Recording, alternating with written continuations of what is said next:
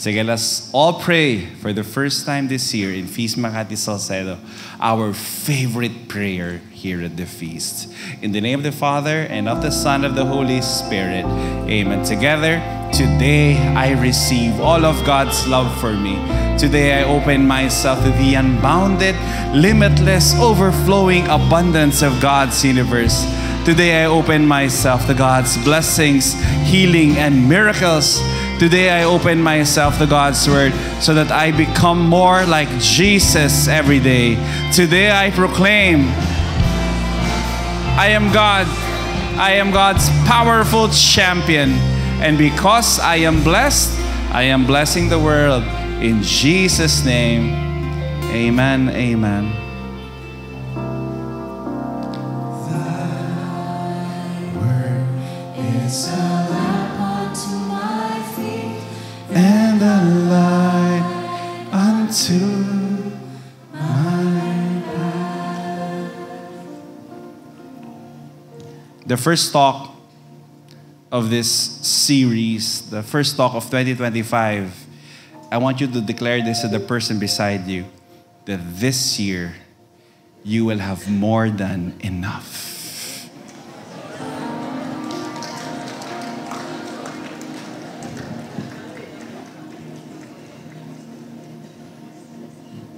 Na-stress ba kayo ng konti?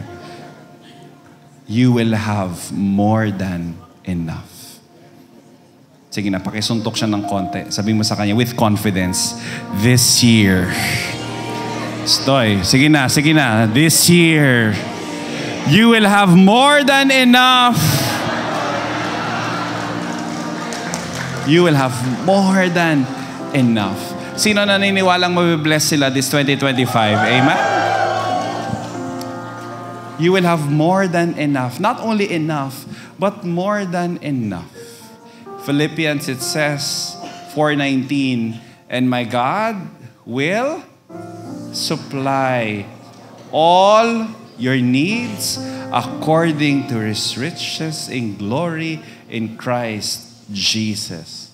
God will supply some of your needs? 50%? No, it's all of your needs. Hold on this today. Allow the Lord to speak to you. Why? Because I want to remind you, 2025 na po, no? Baka nakakalimutan mo pa rin that we have a generous God. We have a generous God. And I'm not only talking about your bank statement. He is generous with opportunities of grace and love and mercy and forgiveness and kindness and gentleness. 2025 is our year of hope, a jubilee year of hope, the great jubilee of hope. Please, hold on to this. Makakabayad ka rin ng utang this year. Mapopromote ka rin this year. Yung mga single dito, Lord, sige na po, Panginoon ko. More than 20 years na nagdadasal tong mga to, Lord. I remember, sige, taas niyo pa, Lord. I hope that the Lord will just continue to shower you. Ay, blessed ako. Blessed ako. Put your hands over your heart, please. Father in heaven, we lift up to you this year. We consecrate to you this year. I don't know why I'm here at the feast tonight. My friend invited me, but Lord, I know it was you who brought me here today. We have a date tonight to let me know and to remind me that you are generous. The world has not been generous to me. People have not been generous to me. But you are. So, Father, I open my heart, my whole being, to receive you, Jesus. Bless me at the first feast of the year. And may this continue to flow until the end of the year. This is my prayer. In Jesus' name, amen, amen. Let's give the Lord a big hand, everybody. Thank you, Lord. Please be seated. Pagkasabi sa katabi, you will have more than enough. Thank you, worship team. Maraming salamat. We want to welcome those who are here for the first time. Ulit, palakpakan po natin sila wherever they may be. Maraming salamat. So, for those who are here for the first time, we have a welcome gift po para sa inyo. I hope you stay for 5 minutes after the feast. For those who are online, again, we invite you to share this message with your friends. And I pray that the Lord will bless you as well as you share this talk tonight. We'll be talking about something very, very practical. And at the start of the year, parang Brother Bo opened this to all the builders. And we will talk about the blessings. Kasi i-bless ka talaga ni Lord this year. Pakitingnan na ng katabi. I-bless ba yan ni Lord this year? Maraming kinain nung December yan, di ba? Talagang bless na bless siya. At ayaw natin yung bless na bless ka, tapos nakanganga na lang nung January 2, January 3, lolo, tagal pa nung 15, lolo, bukas pa. Kamusta? Okay pa? Kaya pa? Bukas pa may papasok sa mga account ninyo. Noong 10, may papasok ng account ninyo. Pero parang, Lord, parang ganyan. The Lord will bless you. The Lord will supply all of your needs. Marami pong nag-propose nung December. Kaya nagdadasal sila, Lord, kaya ko bang bayaran to? Kaya yan. Again, we've been telling our clients, again, we have my wife we have a company that, a coordination business, a wedding coordination business. And we were telling them, alam nyo, huwag nyo ubusin sa wedding. Kasi nga kayo, pagkatapos, saan kayo papulutin pagkatapos? Dapat you save up for the marriage, you save up for the whole run. And then we're telling them that resources will be there. As you continue, the Lord will guide you. The Lord will bless you. The Lord will bless you. The Lord will bless you. Pakisabi ulit sa katabi, hindi pa ikakasal yan. Pero i-bless yan ng todo-todo ni Lord. Amen? Baka yung katabi mo, kinasal na or kakasal, kung ano man, mapopromote yan this year. Makaka-receive ng blessing yan. Amen?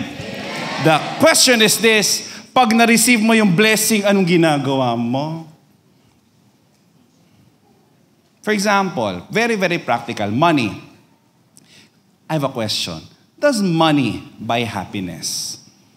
Sige, magdedebate muna tayo ngayon. Asan na yung slide ko? Does money buy happiness? Pakitignan ng katabi, yes or no? O kaya ang sagot niya? Wow. Talagang mukhang pera marami dito. Kung maka-yes. But I also know that some of you will say, yes or no. Minsan, ang sagot, of course not. Iba naman, yes. Kasi minsan, does money buy happiness? If your answer is no, maybe you have an experience of somebody, who's very, very rich. Brother John, may kilala ako, mayaman. Pero miserable ang buhay. May kilala kayong ganon?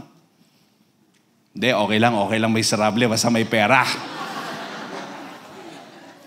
May magsasabi naman, di ba? Yes! Di ba? Yes! Kasi, paano ka mabubuhay? Paano ka 1 month? Or paano ka, pag wala kang pera, paano ka kakain? Mahirap.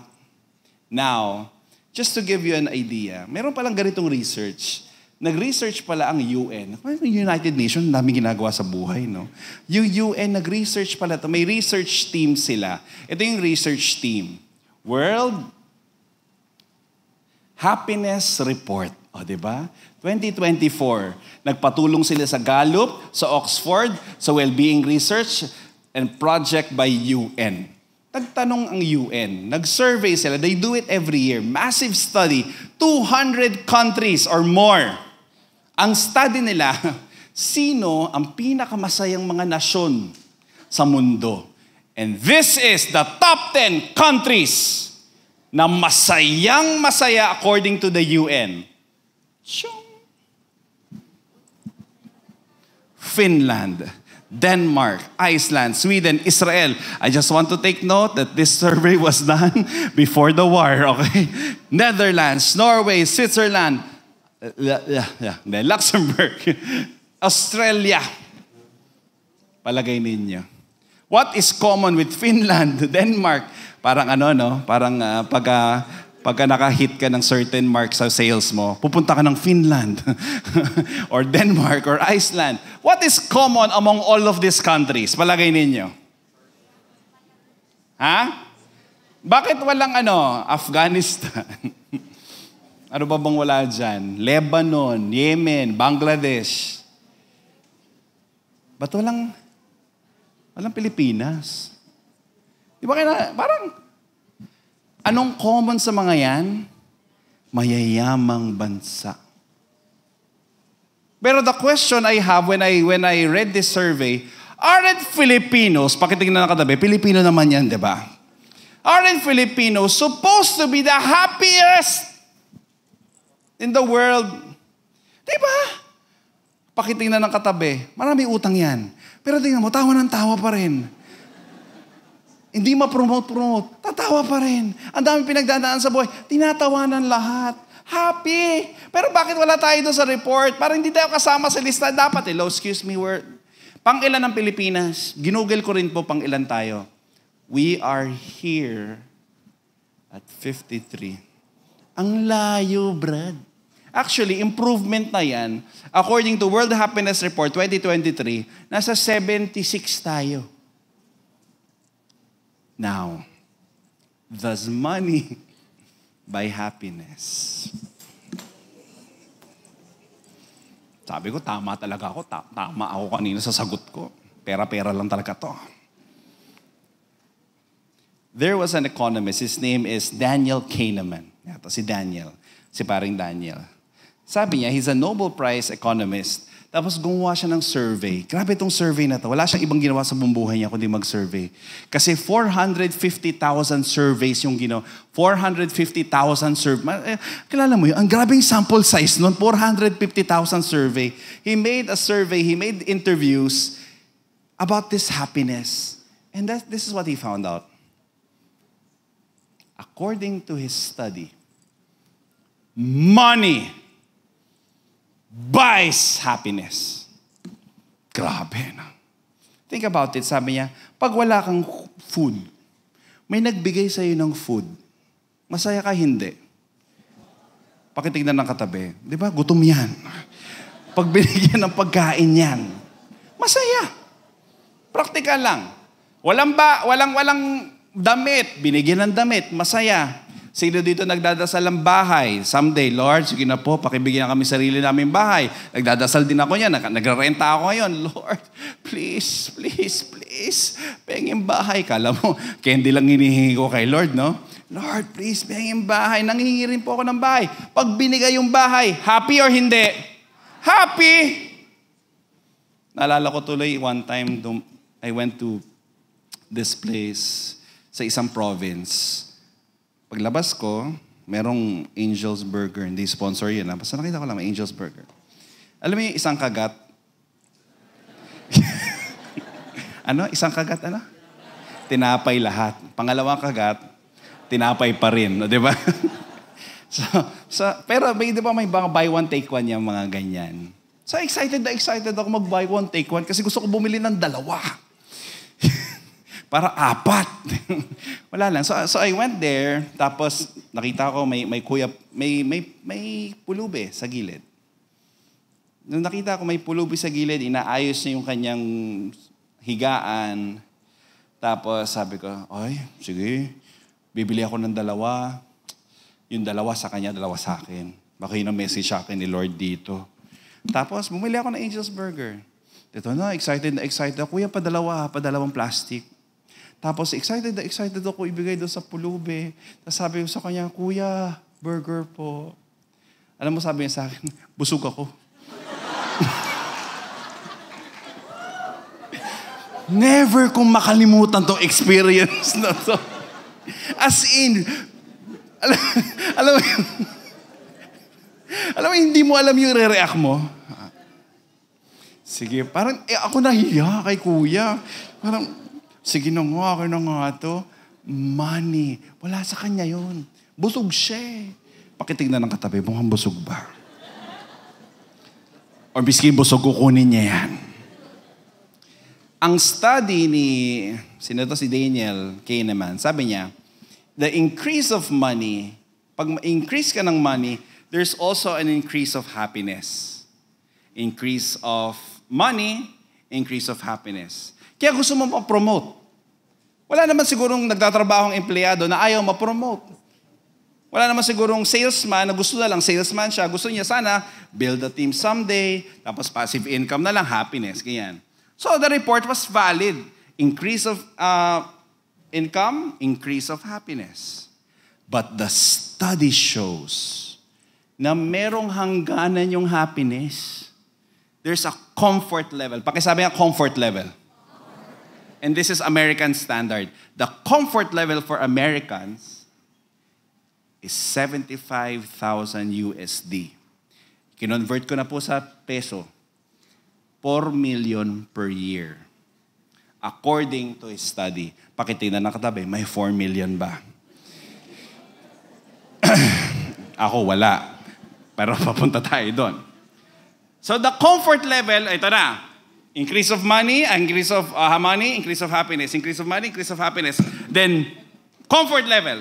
Pag comfort level na, kahit hindi na ito na, comfort level na siya, alam mo yung increase of money niya, tataas pa rin, pero yung happiness will stay. Increase of money, happiness. Hindi umaangat yung happiness. Kasi komportable na nga siya. Meron siya 40 mil. Kanya, may graph ito para mas malinaw. Yung graph na ganyan. Ito yung 10K, 75K, ito yung increase, ito. Life satisfaction from 1 to 10. Merong plateau somewhere. Na kahit, ito na, tignan mo, ito na, di ba dapat sana mas parang stock market, doon yung happiness mo dapat. Hindi. Nag-plateau. Grabe, no? Kahit mag-quadruple, triple yung kinita niya, yung happiness, ganun pa rin. Bakit kaya? Ibig sabihin, yes, you're gonna be happy, pero di ba parang mas masaya yung comfort level, taas ulit yung income mo, happy ka pa rin. Wala, hindi ka na magiging masaya. Kaya pala, may makilala kayong sobrang yaman, pero parang hindi sila, tama rin. Di ba yung katabi mo, sobrang yaman yan eh.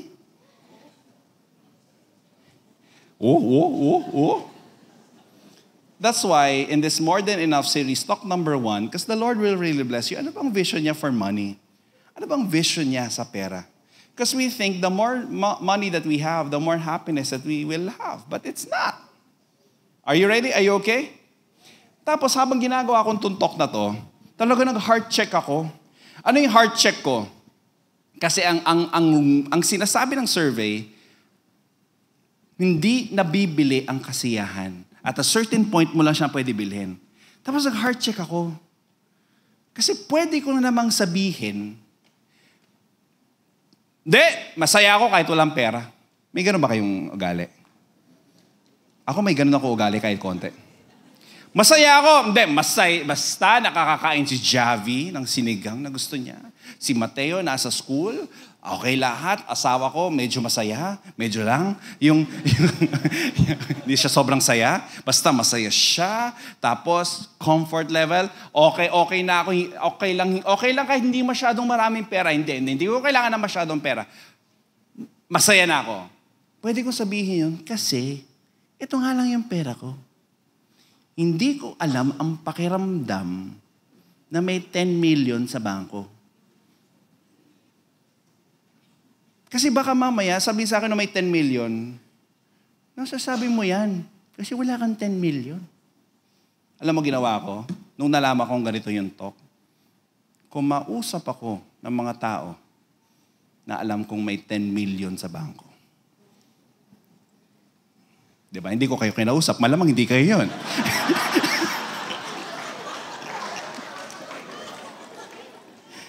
Sana, pinapapunta ko sila ng feast.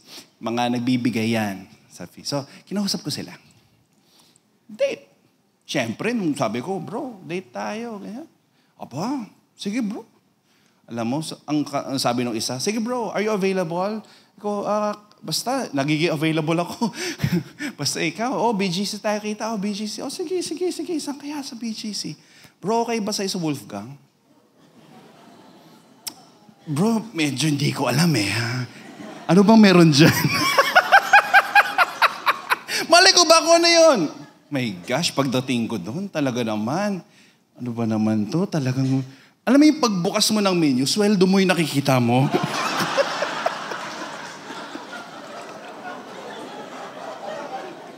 Sabi ko, ano to? Talaga sa isip ko, sana bayaran niya, hindi ko mabayaran. Nagkakaya ako. Sabi ko, Tapos sabi ko, ang kaya ko lang yung extra rice.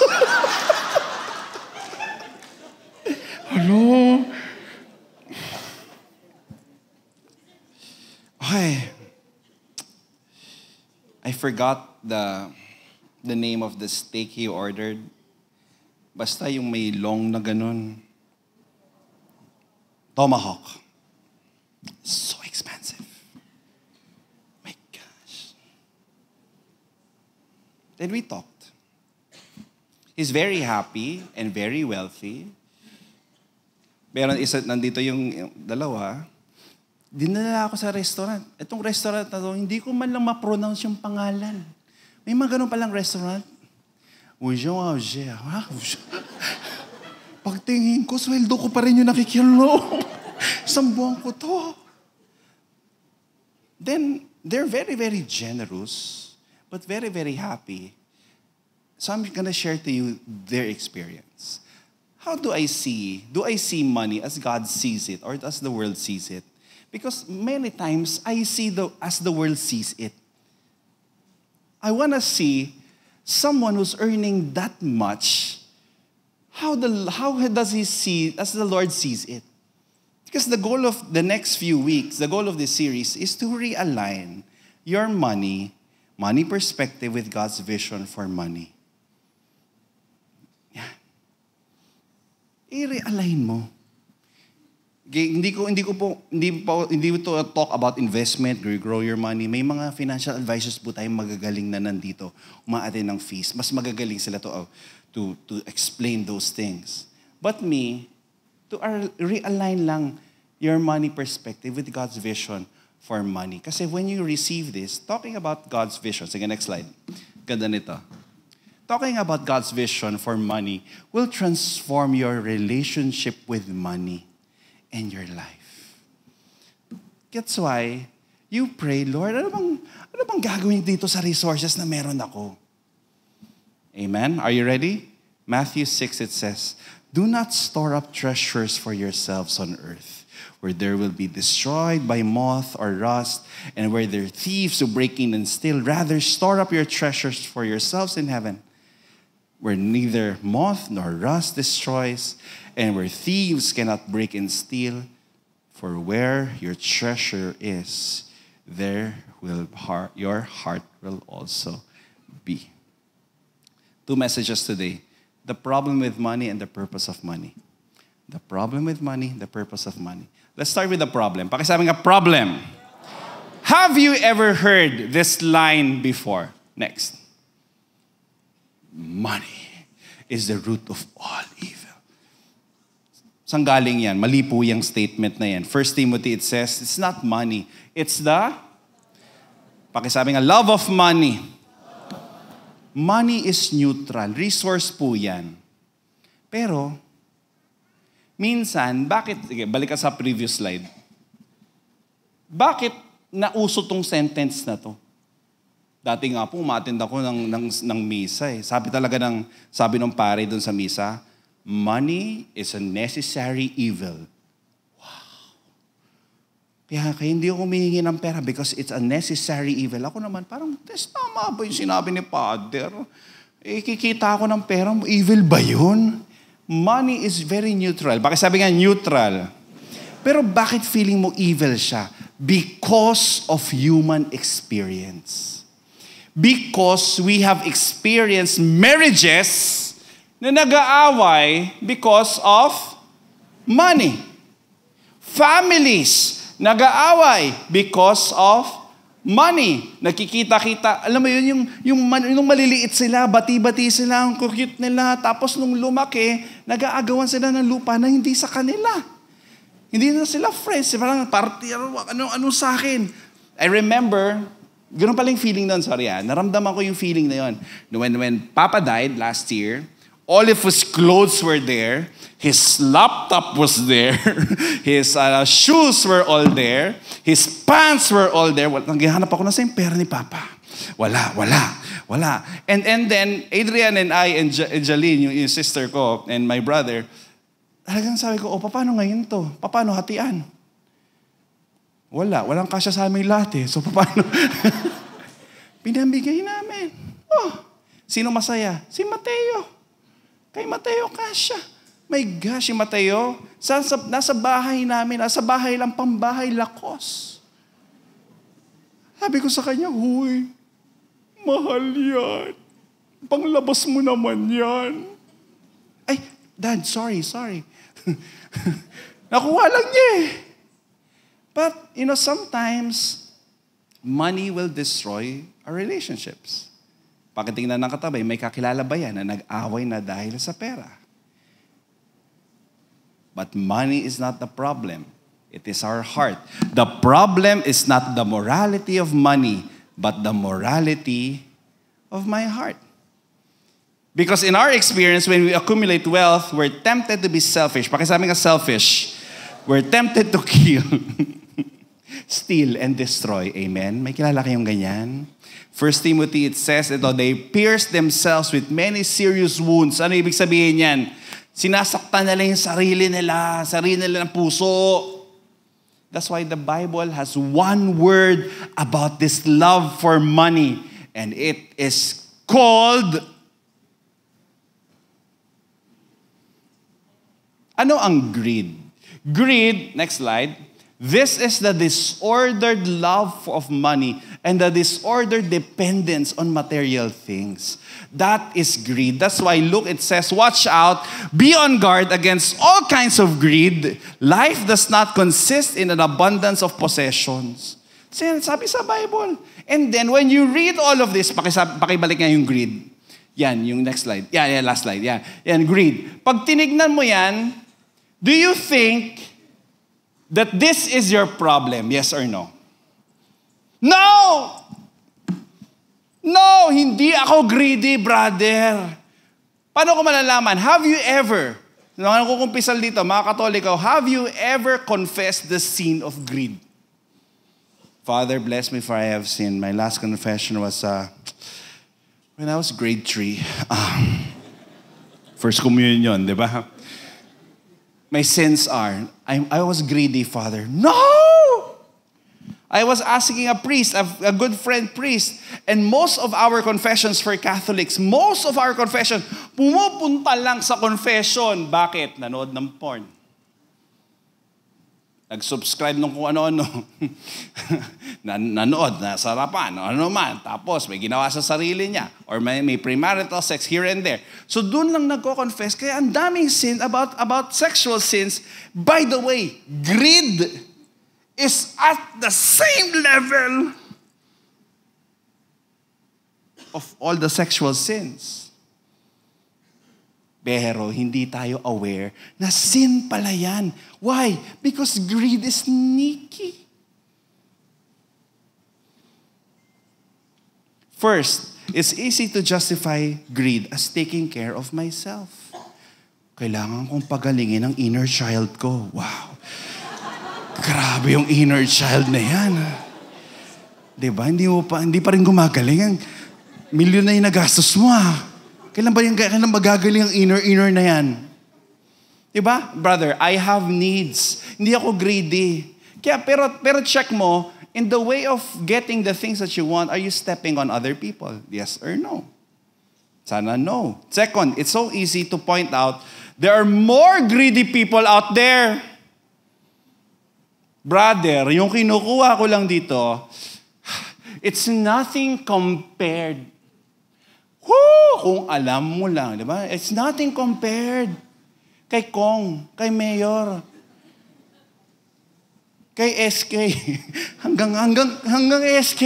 Matindi. Marunong na sila kuya. Kaya ang daming paliga, ang dami palang doon. So let's do a heart check. How? Eto na. I didn't know that this will be the part of the talk. But this was, part of my processing during Christmas break. I want you later, or pag uwi mo kung saan ka man nakatira, baka sa apartment ka kasi nakatira, dito sa Makati, pag uwi mo ng bahay mo, buksan mo yung cabinet mo. Have you ever experienced, pag bukas mo ng cabinet mo, titingnan mo lahat ng clothes mo, tapos sasabihin mo sa sarili mo, wala akong masuot As in, nagsisiksikan yung mga damit mo Wala akong masuot When you go home, we googled clutter. Ito daw ay itsura ng isang cluttered na bahay. And my suggestion is to declutter. Pakisama ka, declutter. I really didn't know that I will have this talk this start of the year. Pero, nag-declutter po ako nung Christmas break. Punong-puno yung cabinet ko. Tinanggal ko talaga lahat. May side pala ako ng cabinet na hindi ko binubuksan. Talagang tinanggal ko lahat. Alam niyo, ang dami ko nang tinanggal Pagtanggal ko, ang dami po rin.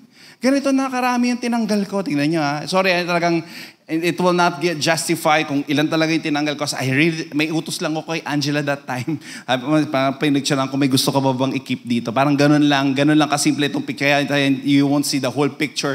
Marami pa po dito sa side na ito. As may mga boxes pa. Tapos, hindi pa yan.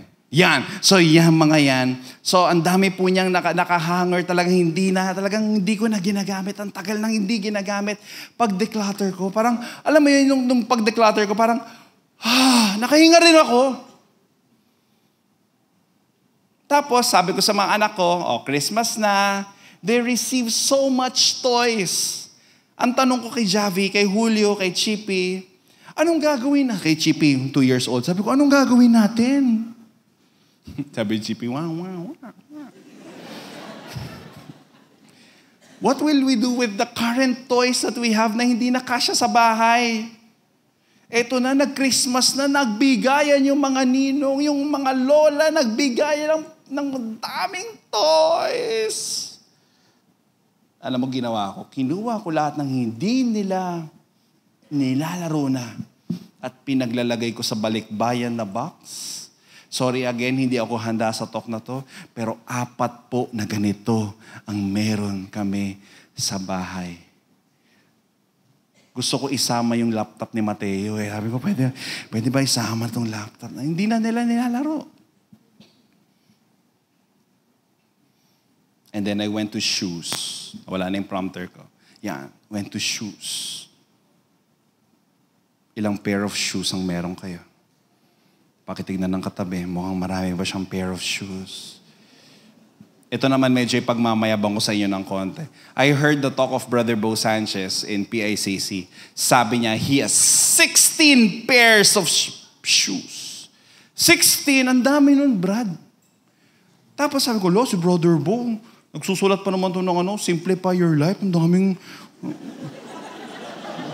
buhay niyo, hindi simplified. Ano ba naman to?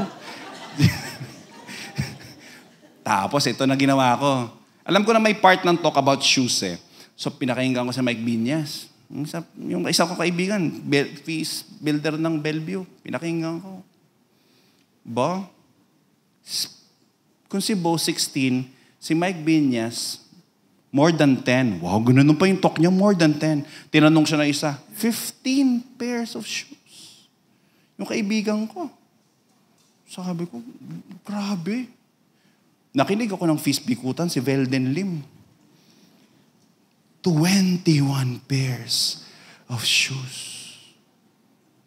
Nakinig ako kay Ronald Relera ng Feast Acacia. Ito, nakikinig yan si Ronald parati sa atin.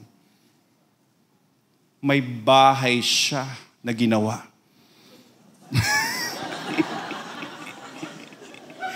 Para sa mga sapatos niya. Habang nakikinig ako sa mga talk ng mga kaibigan ko, mga builders, at habang, ay ko, grabe itong mga to So, tinignan ko yung shoes ko. Ilan nga bang pair ang meron ako? Bawaba ako.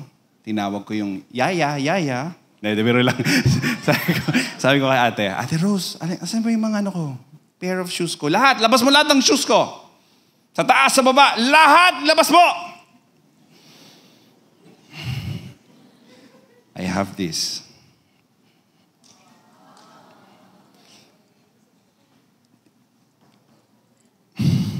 Suot ko po yung isa. That's my shoes. Kala nyo malami? Excuse me. Yan na po yun. You know, pag nag-gym ako, like, hindi ko kinakaya. So, ito. Yung Hoka na to, bigay pa po ng tita ko sa States. Itong Colhan, bigay ng asawa ko noong Father's Day. Ito lang po talaga yung binili ko, 2,000 pesos. At ito, I think last year was 15,000 pesos. That's it. Because my rule lang naman ito.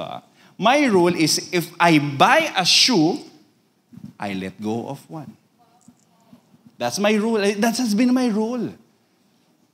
And then I realized I bought a shoe cabinet. The shoe cabinet, 3 yung floors niya, can fit 4 pairs per floor. Nakita ko yung 4 kong shoes nasa labas ng shoe cabinet na binili ko. Pagbukas ko ng shoe cabinet, ang dami. First floor, ang dami. Second, ang dami naman ng shoes ito. Alam mo, puro kay Mateo. Kay Angela. Sabi ko, bumili kayong sarili yung mga cabinet, ha? 4 na nga na yung shoes ko. Parang informal settler pa itong mga talagang. Sabi ko, ano ba naman itong mga ito? That has been my rule. Siguro, ginajudge ko yung mga kaibigan ko. Siguro talagang marami lang sila. Pero kasi ang sin ko, hindi greed. Ang sin ko, gluttony.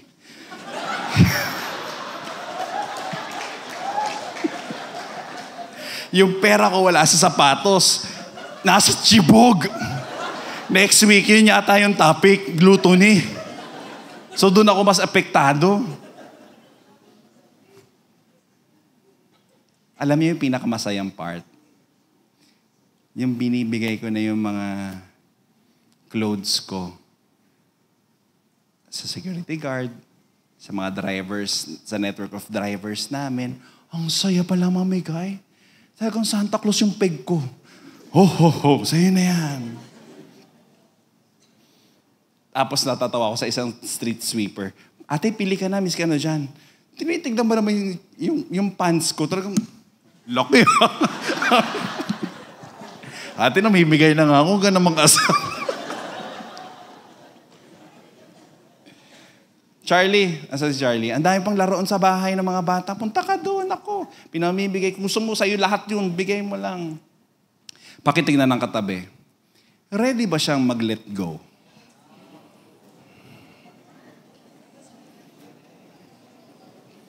Ito.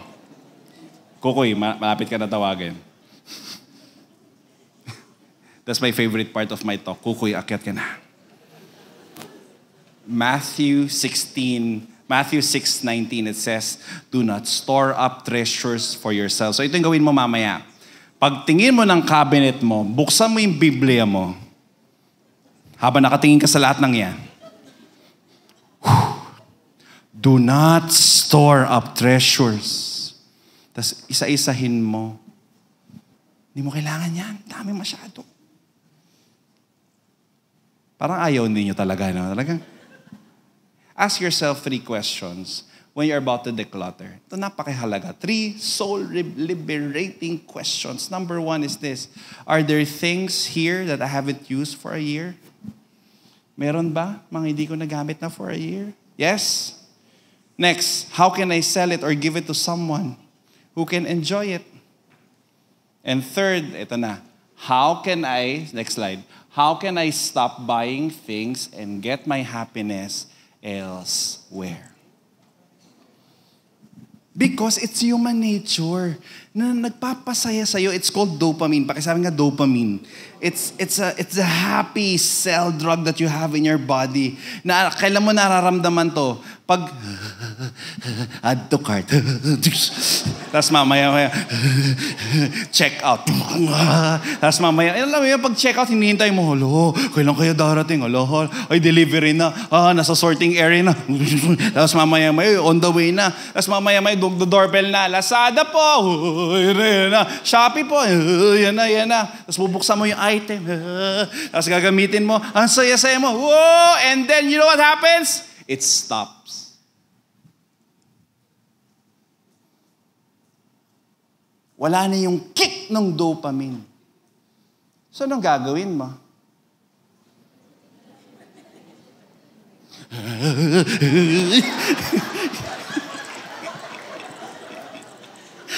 The car. Doorbell. Hi, kuya. Tapos happy ka ulit, then wala. Yun na naman. Hello? So what's the purpose of money? Ano ang purpose? Yan. Pagpaakyat na si Kukoy, alam niyong patapos na ako. Rather store up treasures for yourselves in heaven where neither moth nor rust destroys. When you see heaven in the Bible, mas lalo kay Matthew, heaven is equal to kingdom of God. Pakisabi nga kingdom of God. For Matthew, the kingdom of God is not just a future place, but a place where God rules, which starts here and now on planet Earth. Here's what it means. Put your money and material things under God's rule. Let His will be done. So I was talking to my friends that I think, I did not ask how much they're earning, but I know that they're giving, how much they're giving. So sabi ko, so what's the secret? Kasi minsan more income, more happiness. More income, more happiness. Comfort, boom! Sila, pag-receive nung boom na yan, more income, more happiness pa rin. So more income, more happiness. Ang saya pa rin nila. Do you want to know what's the hack? Yes or no? Yung more income, more happiness. More income, more happiness. Boom, that's more income, more happiness. The hack is this. Next slide. Next slide. Be generous. Be generous. Be generous. Pagpunta mo sa trabaho bukas, how can you be generous? Be on time, that's generosity. Ayaw na kagan, no. Be on time, give your best. Show up every day. Throw your excuses. Tapon mo yung excuse mo, pasok ka trabaho yan. You enter that relationship, that job that you have, not because may ganda yung benefits niya. No. You enter in that job because of what you can give in that job. Be generous with your job, kaya hindi ka masaya eh. Kasi minimum requirements lang, 8 hours lang ako dito. 8 hours. Hindi. You give your best in that job. If you're into a business, give your best to your clients, to your customers, give your best. That is being generous. Generosity is not about the wallet, it's about the heart. Pakisabi sa katabi, it's about the heart. It's about the heart. I know of a friend here at the feast, they're giving a certain amount of cash every week.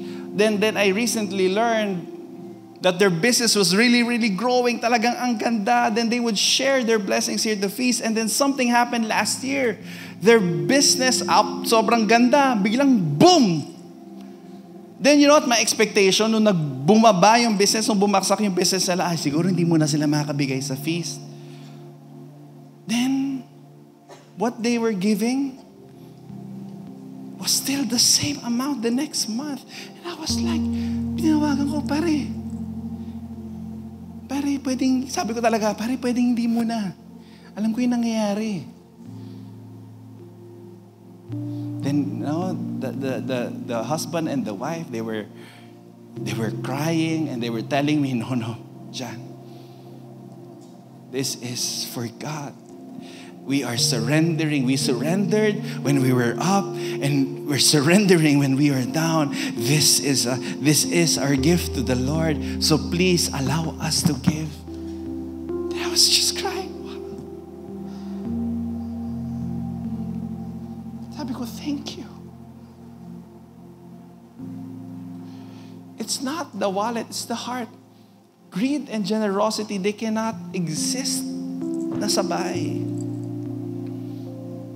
Can you all stand, please?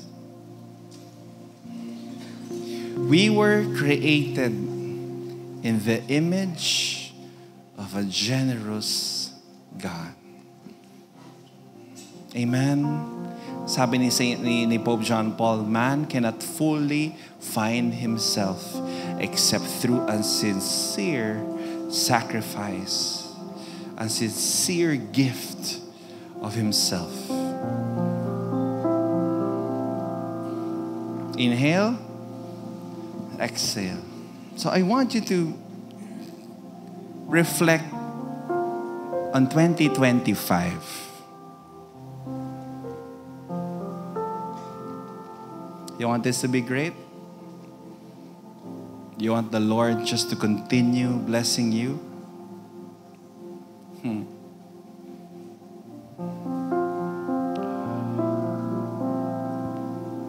You can be open if you're generous. So find ways. How can I be generous?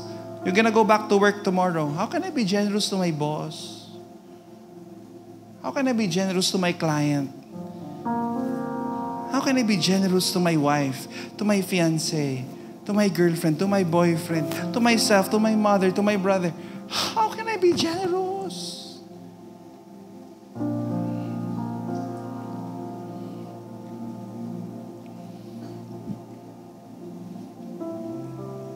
At alam niyo naman, hindi nagpapatalo ang Diyos. Hindi siya marunong magpatalo. Humanda ka sa taon na ito. Amen? Let's give the Lord a big hand. Thank you, Lord. You will bless us even more. In the name of the Father, the Son, the Holy Spirit. Amen. Father in heaven, I surrender to you this year.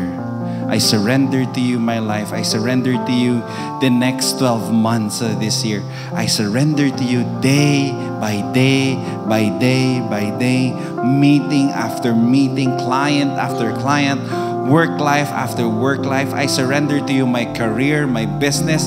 I surrender to you every time I try to forgive, every time I try to listen, every time I give myself. Just like you did on the cross, you've given yourself. Hanggang ngayon, Lord, up until this day, we are feeling the effects of what you gave, your love, your whole self. So Lord, teach us how to love just like how you've loved us. This year, Lord, will not only be my year, this will be our year. I will trust you. I will surrender. In Jesus' mighty name. Amen, amen.